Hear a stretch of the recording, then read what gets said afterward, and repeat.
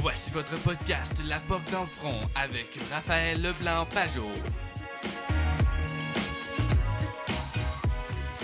Bienvenue à La POC dans le front. En collaboration aujourd'hui, je suis avec Audrey Côté. Salut Audrey. Salut Raph. Donc aujourd'hui, Audrey, tu vas nous parler d'un événement qui se passe la semaine prochaine, en fait, le 6 février. C'est quoi exactement? Oui, mardi prochain se déroulera la détente nordique au Cégep. C'est une activité qui se passe dans le cadre de la semaine de prévention du suicide. Nous sommes présentement avec trois organisateurs de l'événement, Jean-François Charon, psychologue du Cégep de la Pocatière, Mélanie Dumont, directrice générale du Centre de prévention du suicide du KRTB, et Karine Chenard, secrétaire aux affaires étudiantes et communautaires. Salut à tous! Allô? Salut! Donc d'abord, pouvez-vous m'expliquer en quoi ça consiste cette activité nordique? Alors, détente nordique, en fait, c'est une activité sur le principe du spa nordique. Quand on fait de la thermothérapie, c'est d'aller dans un spa, donc augmenter la chaleur de notre corps, et puis par la suite aller dans un bain d'eau froide, pour le contraste amène vraiment un état de détente extraordinaire. Vous savez, les spas partout font sensation, hiver comme été. Donc nous, on a décidé de refaire ce concept-là, d'avoir cette activité-là qui est pour le bien-être, mais qui est une activité ludique aussi qui est le fun, mais pour une cause qui est quand même assez grave et assez, mais très importante. Donc on a décidé de concilier les deux, donc une activité agréable pour parler de choses quand même relativement sérieuses. La prévention du suicide. OK. Puis de quelle manière vous faites le lien entre cette activité-là et la prévention du suicide? Ben, à vrai dire, c'est le principe de prendre soin de soi, c'est le principe de s'amuser.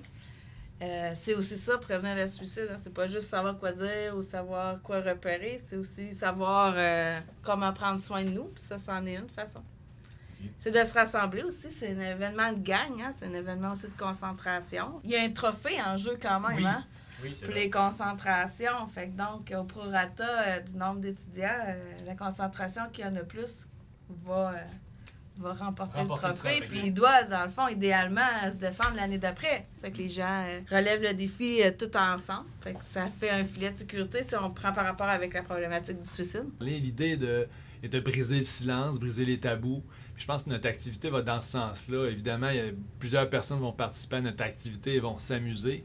Mais en même temps, on est vraiment dans le cadre de la prévention du suicide. Puis je pense que ça permet d'aborder seulement cette réalité-là qui existe. Donc, ça permet de plus en parler. Fait que c'est de la sensibilisation aussi. Là. Beaucoup de la conscientisation. De la situation. Conscientisation, tout à fait. Okay. Je crois que vous avez aussi un principe un peu de tête appris avec les enseignants pour les faire participer, en fait. Donc, oui, afin de ramasser des fonds. Dans le fond, la partie tête appris, c'est plus pour amasser des fonds qu'on remet directement et en totalité aussi. Des fonds amassés sont remis au Centre prévention suicide du KRTB.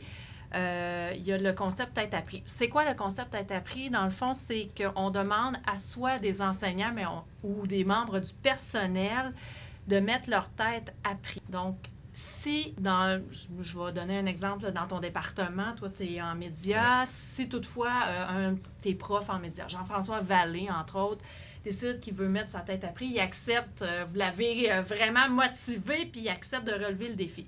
C'est que nous, on va mettre des pots d'argent sur le comptoir au service des affaires étudiantes et on ramasse des fonds. Si dans le pot de Jean-François Vallée, il y a plus que 40 $ parce que le montant minimum est de 40 $, Jean-François est obligé de relever le défi et là, de faire vraiment le spa complet, là, c'est-à-dire l'augmentation de la température corporelle et on se sauce ensuite dans le beau bain glacé qui est à l'extérieur. Cette année, le défi, en tout cas pour ce qui est des têtes à prix, ça fonctionne un peu moins bien. On a eu beaucoup de têtes à prix l'an passé. On avait 12 personnes qui s'étaient portées volontaires. On avait ramassé 650 $. Cette année, je pense qu'il y en a qui ont eu froid l'an passé, qui ont un peu peur. Donc, je continue à lancer le défi d'oser essayer de relever le défi. Puis, dans le fond, les sous sont vraiment, c'est pour une bonne cause. Hein, on remet en totalité au Centre prévention suicide. On va avoir cette journée-là en plus dans l'activité. C'est vrai, parce que j'oubliais tantôt, je l'ai mal dit, mais il y a un service de massothérapie en plus. Donc dans le bien-être. Et puis, il y a le repas qui est offert aussi aux participants. OK. C'est vraiment un gros package deal le midi pour se faire du bien, là, pour pas cher, je dirais, et relever le défi et parler de la prévention du suicide. C'est quand même intéressant. Se faire masser et manger gratuitement. Ouais, Pas là, demander de ben, mieux. là, C'est génial. Depuis combien de temps que ça existe, cette activité-là? Là, c'est la 6e édition. Ah, ok. Ouais, donc ça fait 6 ans qu'on fait ça, là. L'activité est plus bien que notre programme. L'activité est plus vite que votre programme, c'est pas mal, ça. Ouais. En terminant, est-ce que vous avez des idées ou des projets pour augmenter la grandeur de l'activité? On se retourne tous vers Mélanie. Ah, écoute, oui, sûrement, certainement. Aide-moi, Karen, là. J'ai un blanc. Oui, on a, Jean-Blanc. on a des idées. C'est un peu plus difficile en place parce à mettre en place, étant donné la grosseur des idées qu'on avait. Ouais, c'est sûr que les On grands. avait des idées de grandeur, comme on peut dire.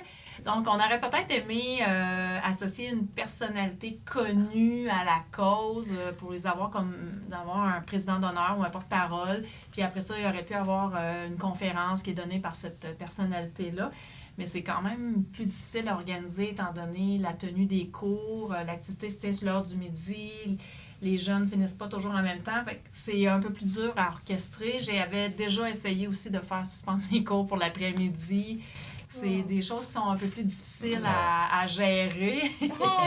T'es déçu, hein? Donc, Mais non, mais me faire masser toute l'après-midi, je Oui, dirais c'est pas non, ça, là. c'est ça. donc, c'est des choses qui peuvent peut-être éventuellement être mises en place. Et c'est sûr que là, on a un événement. Donc, c'est une date, c'est un jour dans le calendrier. Mais je pense que si on pouvait faire quelque chose qui peut-être un rayonnement un petit peu plus large sur l'année scolaire, ça serait Ouais. intéressant aussi, finalement, pour qu'on ne parle pas de la prévention du suicide qu'une seule fois dans l'année. Ben oui. Fait qu'on jongle avec cette idée-là aussi, mais en même temps, on fait beaucoup de choses sur la bonne santé mentale ou la prévention en santé mentale. Fait que je pense que quand on fait ça aussi, on fait de la prévention du suicide, là, mais on est vraiment en amont à ce moment-là. OK. Merci Jean-François, Mélanie et Karine. On se retrouve la journée de l'activité. Dans l'eau froide. Si vous avez besoin de parler, Jean-François est disponible pour vous. Oui. Mélanie, on peut la retrouver au Centre de prévention du suicide du Corée et Karine à son bureau juste avant d'entrer au Mystique. C'est rendu qu'on va le savoir à m'amener. Donc, on rappelle en terminant que l'activité est le 6 février prochain de 11h30 à 13h.